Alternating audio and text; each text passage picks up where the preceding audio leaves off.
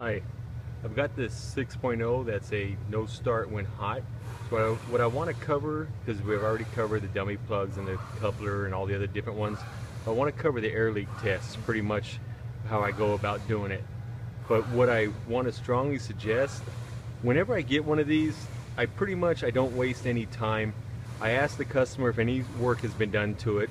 If any work has been done to it, such as injectors or the oil cooler, then we start right after. If it's the oil cooler or internal work, then I go up to the IPR valve and the screen being restricted or partially restricted. If the injectors have been done, I ask, are they aftermarket injectors? If they're aftermarket injectors, I suspect them. But if nobody's been in it, say for the last 10,000 miles plus, then I just go after looking for an air leak for the dummy plugs and coupler.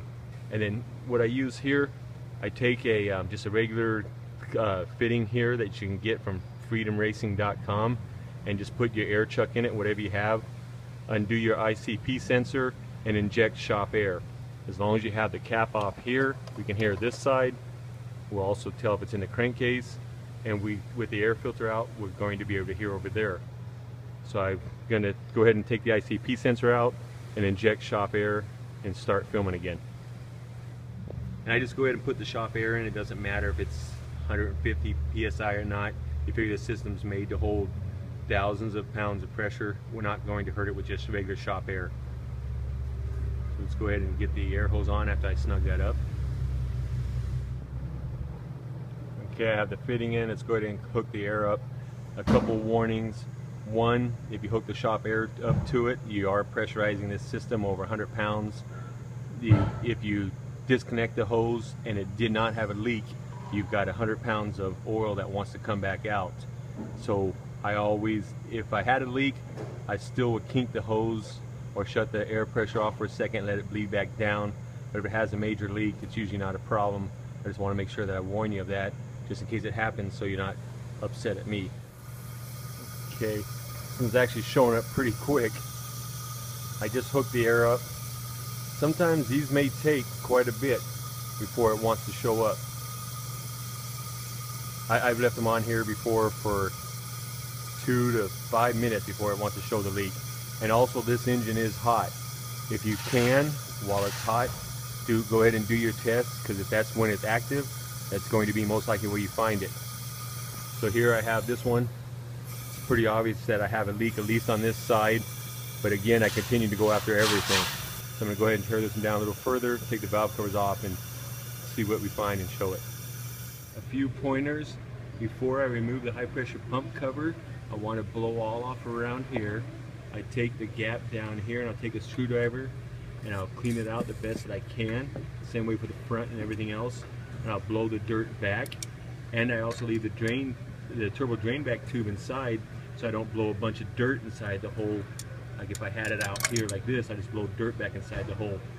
Because any dirt that gets inside this system is going to find itself right to the IPR screen, and you have to either crack it or plug it, and you'll have a no start, maybe anywhere from a couple minutes to a couple thousand miles, depending on how much contamination got in there. So be very careful not to contaminate this system.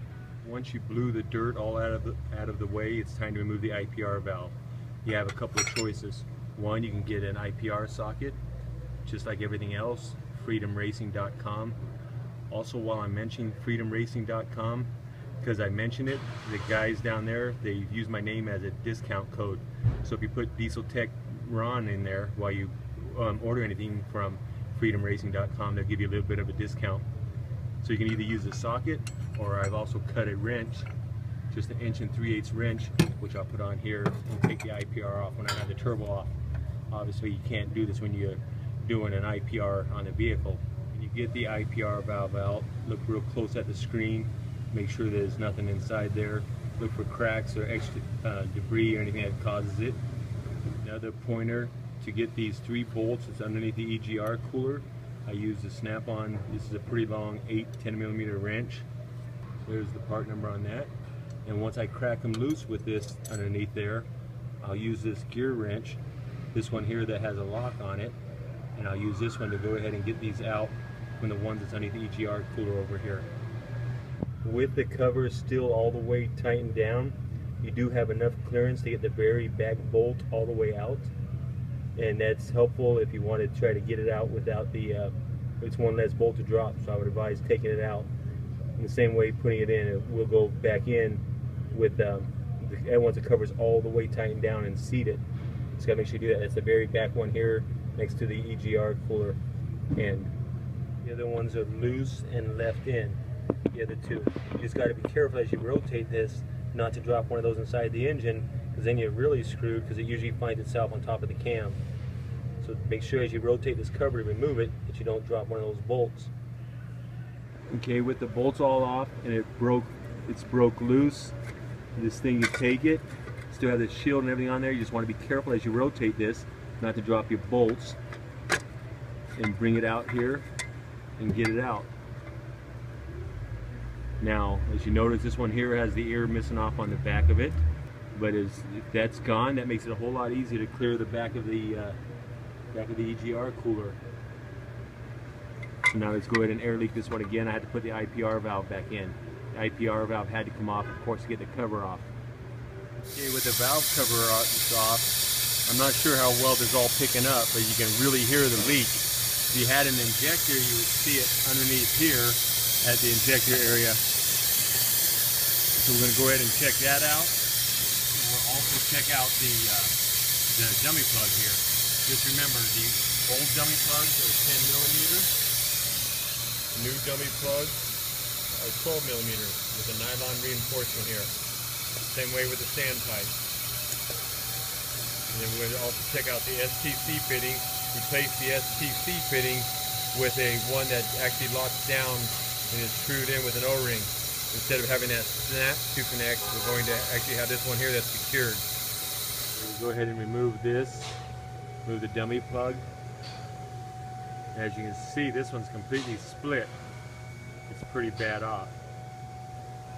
So we're going to go ahead and replace this dummy plug and retest it. Now when you want to test these, I've never had a problem with just testing one side here, injecting it all in right here. But if you're not comfortable with that, or if you don't find a problem, you want to check it a little bit better, you can take that same fitting there, you can put it here on top of the high pressure pump. It goes right here where this fitting here, it's the exact same size thread. Then over here on the driver's side, same thing, because these oil rails, fuel rails, whatever you want to call them, they're the same left or right.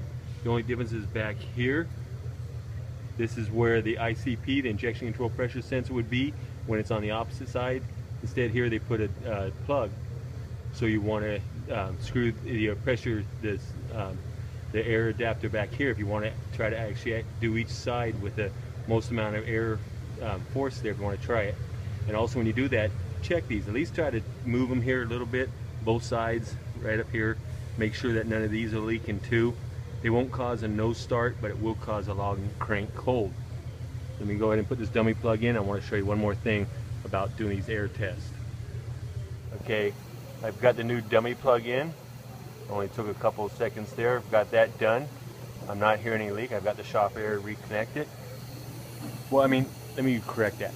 You do hear a little bit of a leak, and that's what I wanted to show, because it's normal for the front of the pump here to have an air leak behind the gear. And that's what I'm doing. I'm putting my finger over it. It is normal for it to have a little bit of an air leak.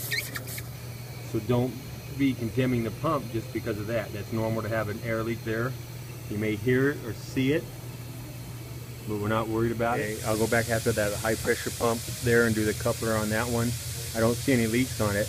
But what I wanted to show you, or also this is perfect proof of why we do we always do all of them. Even though this one was not leaking and it seemed to be holding, once I pulled it out, you can see here it's about ready to fail too.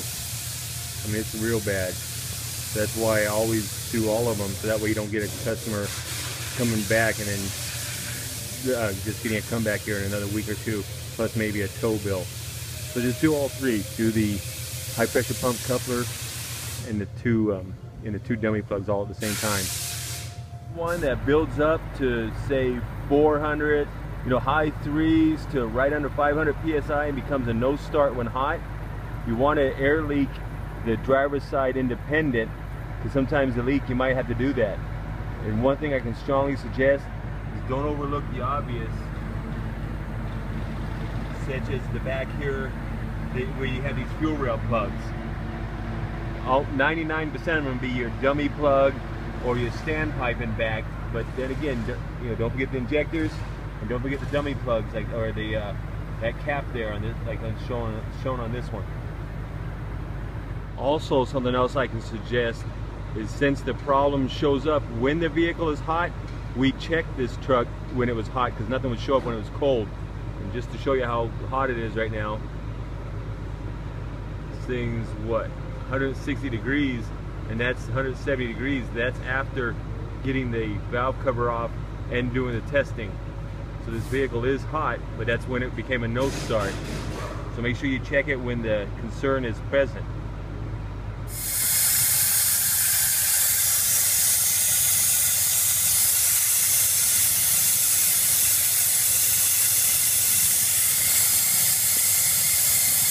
What I end up finding on the injector back here on number 7, once I pulled it out, you can see the seals damaged and no more retaining ring. You should give it a pretty good effort, if not 100%, and try to find the missing pieces, because if you don't, it's going to find its way in the front cover or the IPR, but most likely the front cover, when they're this big, it won't pass and you're going to damage your lube oil system and the front cover. So give it an effort, try to find it. So again, just do all your both dummy plugs, standpipes, high pressure pump coupler, update them all, and it'd be trouble free for you for years, at least as far as this goes.